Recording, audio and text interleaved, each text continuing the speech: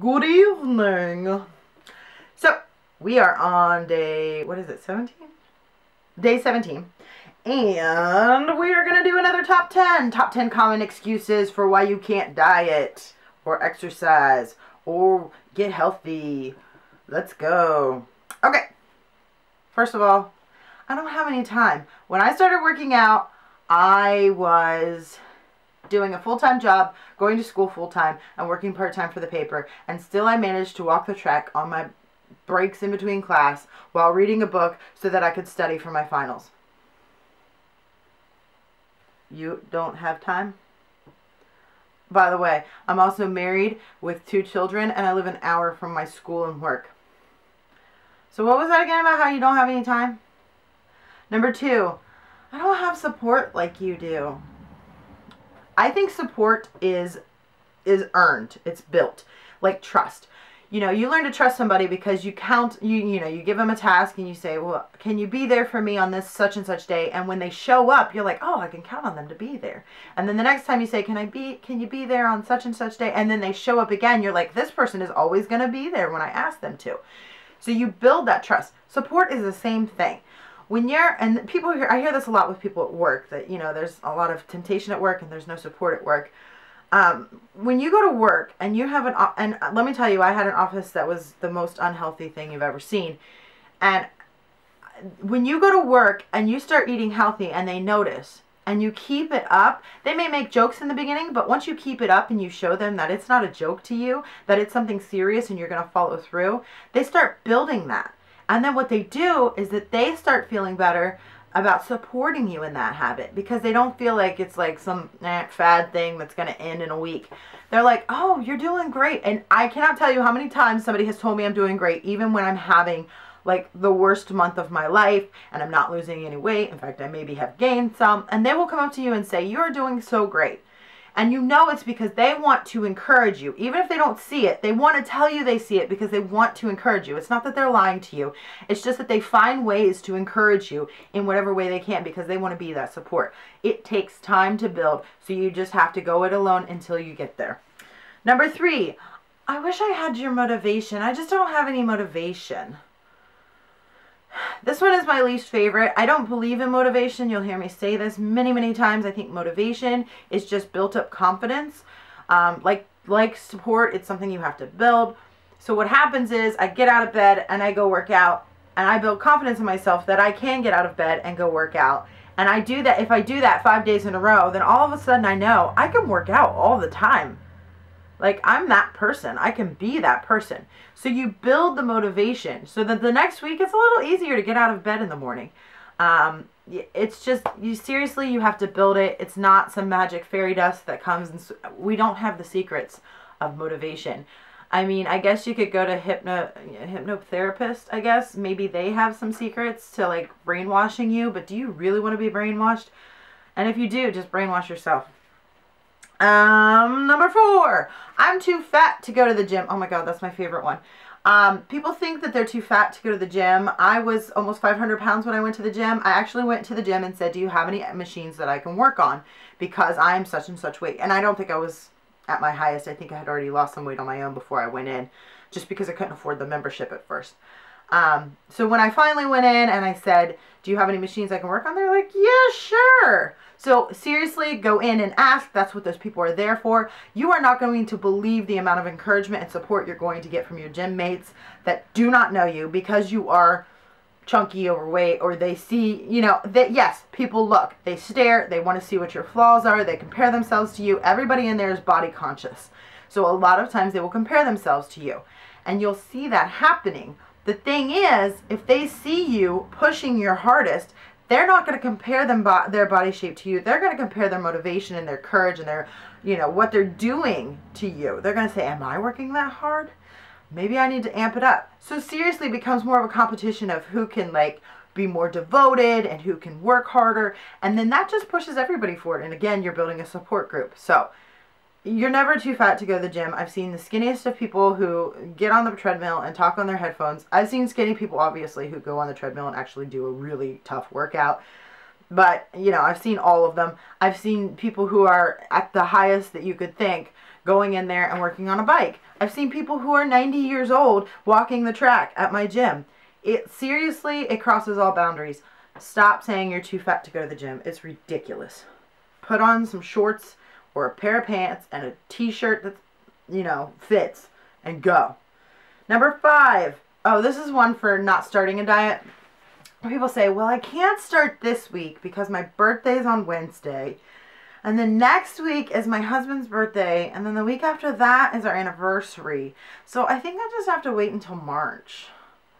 Seriously, if you cannot, first of all, if you could not go through special occasions without binging so bad that it's considered a bad day to you, then you've got your own problems that need to be worked out as far as your eating habits, and you may or may not have an eating disorder. So, if you've put that emotional attachment to food where a special occasion means I have to have, gorge myself, then that's a problem.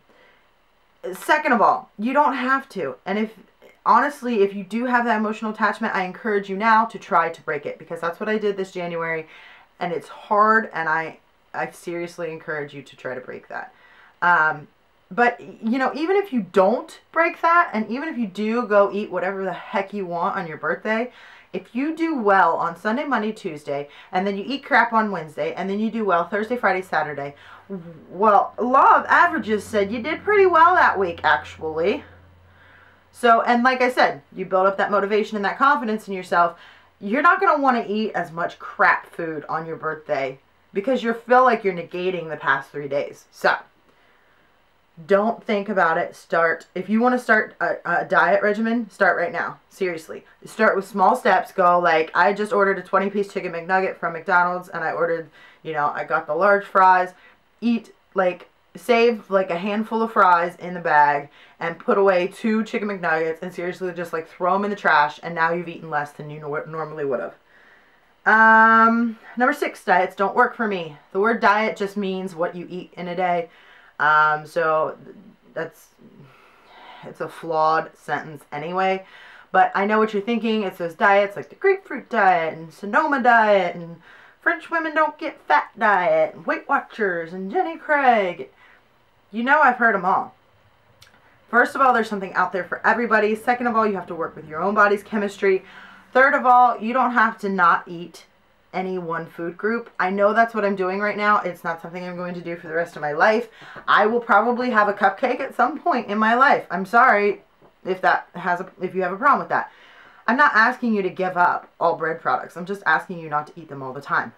So, find something that works for you. Find small changes you can make and make yourself healthier. Don't think of it as a diet. Think of it as something you're changing for your entire life. Number 7, I don't like vegetables. I think this is so funny. You just haven't tried the right vegetables, and I know probably have heard people say that before. If you go to a 5-star restaurant, I want you to seek out a 4 or 5-star restaurant with a really, really good chef. Go to someplace like Vegas or something where they have really, really good chefs and order some vegetable dish. And I guarantee you, you will not realize how good vegetables can taste. There are ways of cooking vegetables that make them taste amazing. I don't like carrots out of the fridge and I don't like them. They have always been ranch carriers to me. But I love them in a good stew. They taste so good. So yeah, there are ways to get around that. Don't be 5. You're not 5. I don't like vegetables is not a healthy excuse anymore. Or it's not a good excuse. It doesn't work. Number 8, I love food too much. Honey, so do I. Ain't an excuse. Moving on. Number 9, it's too expensive. I would have told you that I agreed with that in the beginning. I'm starting to change my mind a little bit. Tonight we went to the grocery store, and without really much effort whatsoever, we spent around $100 for the week for the family of 4. I mean, we may have to go back for a couple small things, especially like fruit items and stuff we usually replenish at some point during midweek. But honestly, it can be done. It's not that less expensive. And just think of all the money you're saving not going to McDonald's and Taco Bell all the time. And number 10. I saw this one on the internet. It says, I can't curb my cravings. What I usually hear is, I like, this too much. I like that too much. Just like I said, I'm not asking you to give anything up. I'm just asking you to do it in moderation. I know people don't like that word. What I'm saying is, when I say, don't eat it all the time, is don't wake up in the morning and have a breakfast sandwich on biscuit. And then for lunch, you'll have a hamburger on a bun. And then for dinner, you have a sub on a hoagie bread. Like, seriously, you've had bread for every single meal. Do you realize that? Like, seriously, switch out one of them for just, like, some fish and vegetables or a salad or, you know, something. I just try.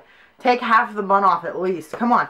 Work with me here. I'm just asking you to make small changes to your diet. I'm not asking you to stop eating. I'm not asking you to starve yourself. I eat better now, I think, than I ever have. My stomach feels better. My skin looks great. I feel like I've de-aged at least 5 years. I feel a lot better. My foot, it still hurts. So that's no magical cure there, but it's better. It's more manageable. So get out there, do it. Stop making excuses. Excuses are only roadblocks you put in front of yourself because you're scared. First of all, you're scared. If you're anything like me, you're scared of two things. You're scared of failing, because then everybody will see you fail and you're like, haha, you failed, you know. You tried to do this thing and you couldn't do it, and, you know, especially the people who are like the haters, as they say, they're always going to mock and, you know, wait for you to fail. And you're afraid of that. I get that. Get over it. This is nobody else's life but theirs. As for the second thing that I'm always afraid of, is I'm afraid of success, because what if I do lose that weight, or what if my foot heals and then I still can't run for whatever reason, or it still doesn't go back to what it was, or I still never get this weight off? What if I fight for 20 years and I still remain the size I am today? You're afraid of success because success could mean it doesn't look like what you think it looks like. You're also afraid of success because you're like, if I fight for this for so long and then I get there, what's left for me to fight for? Why do I have to keep eating healthy? Because, I mean, what's my next goal in life? Find new goals. Seriously. Don't be afraid. Start today. You don't have to tell anybody. You can tell me. You can send me a private message and we can work together if you need to. Just seriously start today. Make it happen. There's no excuse. So, if you have any other questions or you need some advice, I have gotten one request to do a recipe vlog, and I've been considering that, but you have to understand that my kitchen is about this big, and just having two people in there, I usually have myself and one of my kids to help me out. Just having two people in there is generally a disaster, and then the dog is constantly under our feet, so I don't know if that'll ever happen. I will try, but things have been changing around here and everything's cluttered and a mess, so I don't know if that's ever going to happen. What else? I'm going to be shopping and taping this weekend, so I'm excited about that. Yay! That's it. I hope you guys have a very, very good weekend. I will try to upload this stuff when I can, which hopefully will be tomorrow. I have to steal my husband's computer. It's a very difficult task. And then, yeah, and then I'll be taping all weekend and editing when I can and trying to get things up. So, take care. Drink your water. And I will see you guys next time. Bye!